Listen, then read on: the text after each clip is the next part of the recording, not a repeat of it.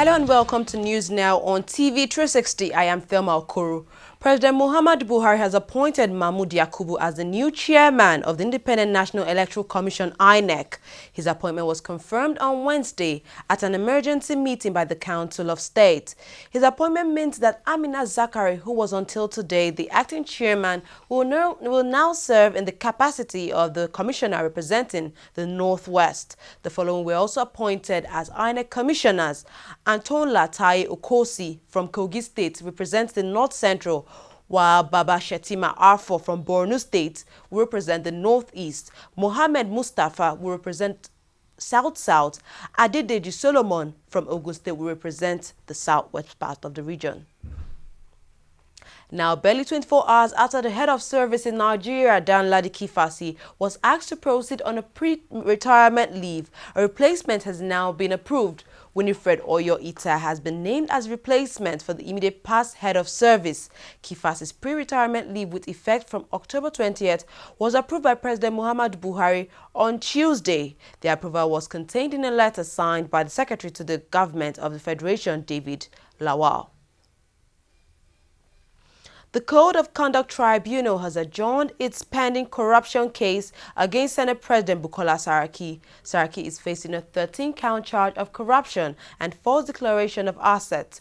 On Wednesday, the tribunal chairman, Danladi Umar, adjourned the case to November 5th and 6th. The tribunal says the adjournment will enable the tribunal await the judgment of the appeal court, where Senator Saraki has challenged the jurisdiction of the tribunal to try him for alleged false declaration of assets. However, the Court of Appeal had on Monday, October 19, adjourned indefinitely judgment in the suit instituted by the Senate President against the Code of Conduct Tribunal. The registrar of the Court of Appeal, who made the announcement on Monday, gave no reason for the decision. Saraki was first arraigned on September 18th when he pleaded not guilty to the corruption charges and was eventually granted bail. On Wednesday, he arrived at the Code of Conduct Tribunal in company of 81 senators, including the then Deputy Senate President, Ike Ekweremadu. 4 people have been rescued after a 3-story building collapsed in Lagos Island area of Lagos State, southwest Nigeria. Eyewitnesses say several people are still trapped or were still trapped inside the building.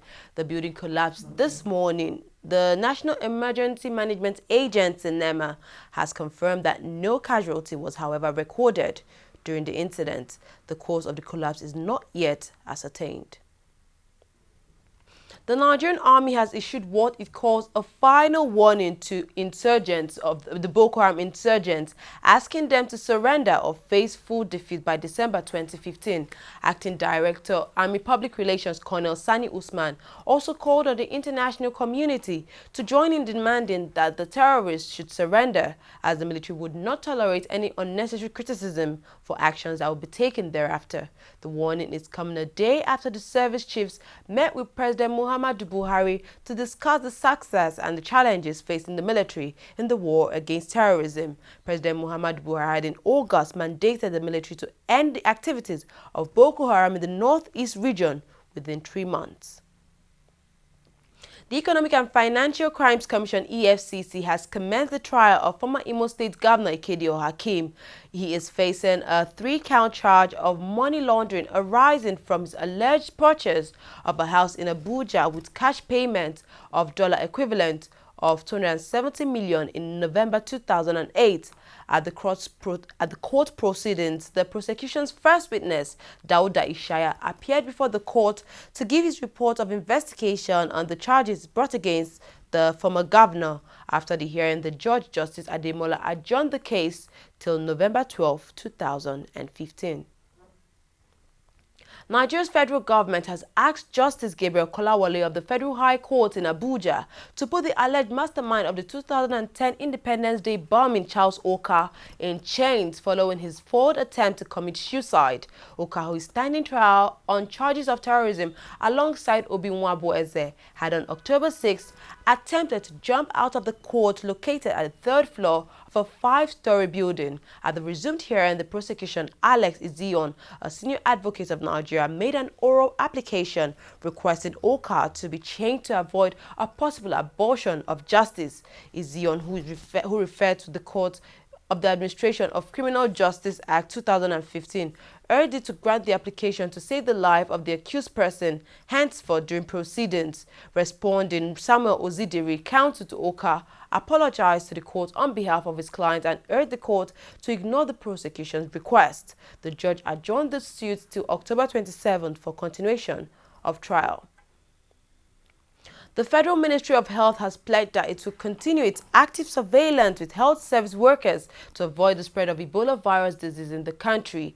Permanent Secretary, Federal Ministry of Health, Linus Awute, made this pledge while briefing journalists in Abuja on the first anniversary of the declaration of Nigeria being Ebola-free. He pointed out that the ministry has set up a template for Ebola containment with an emergency operation center under the National Primary Health System, adding that the Nigeria Center for Disease Control (NCDC) will soon establish a survival clinic in collaboration with tertiary health institutions to address the issue. Well, we'll take a short break now. When we come back, we'll look at more news stories. Please don't go away.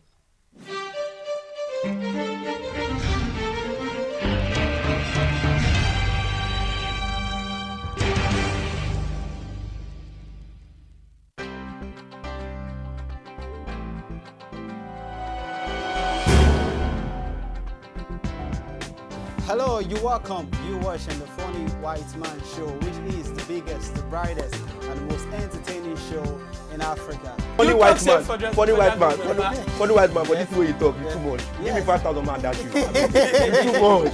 So you get it like, when you move along the street, you should like I'm going girl. You know, my own people, actually. Yeah, fine, it's fun. I enjoy it. And I'm one of those very few. I'm forever taking it personal. I will listen 160 million Nigerians are corrupt. How? My brother, I'm looking for you. Yeah, but it's a growth, and this is the time to build business. I know the pitfalls, I know what to do and what not to do.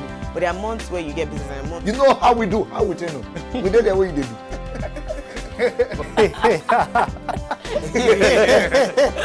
Hello, you're welcome. You're watching Trending Matters on the Funny White Man Show.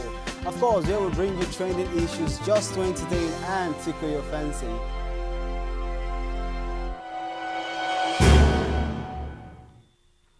Welcome back. You're watching TV360 News now. To business stories. Oil prices slipped after a big build in U.S. crude inventories, which fed concerns that demand may not be enough to absorb one of the largest global surpluses in modern times.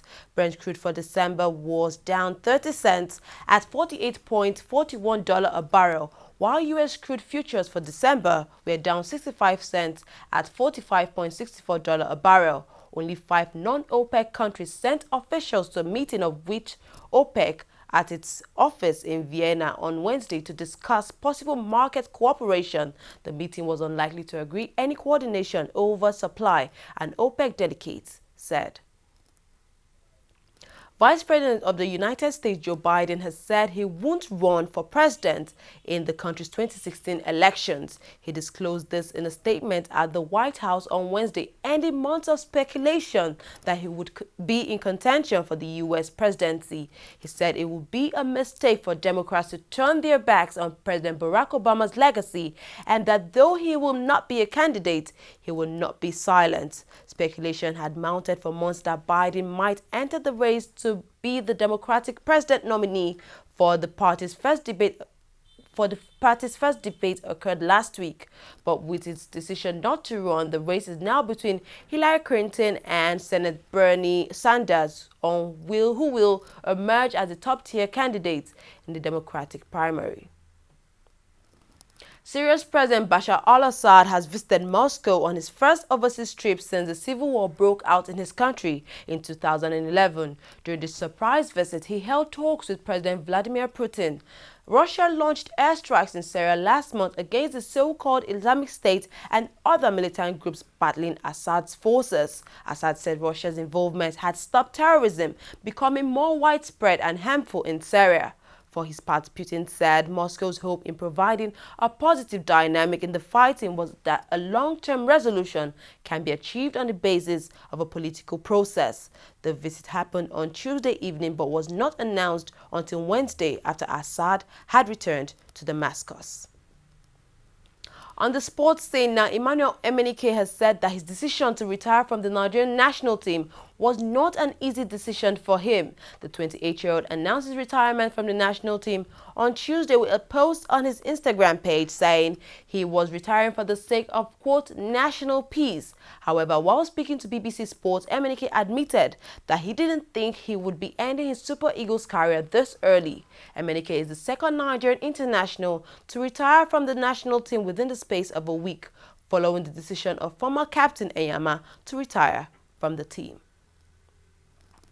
FIFA's Ethics Committee has confirmed opening proceedings against its president Sepp Blatter, his UEFA counterpart Michel Platini, and Secretary General Jerome Valk, with a verdict expected before their 90-day provisional suspensions are over. This was confirmed by a statement released by the governing body on its website on Wednesday, saying that despite the ban placed on them, there are still investigations being conducted into the charges leveled against the trio. The Ethics Committee earlier this month placed 90-day bans on Blatter, Platini and Valker after allegations of corruption was leveled against the trio. The suspensions had raised fears that the elections scheduled for next year might be postponed.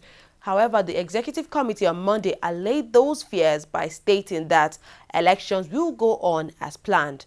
Meanwhile, the governing body has also said they will examine case against German legend Franz Beckenbauer and president of the Spanish Football Federation, Angel Maria Villa. Well, we've come to the end of news now. Thank you very much for joining us. I am Thelma Okoro.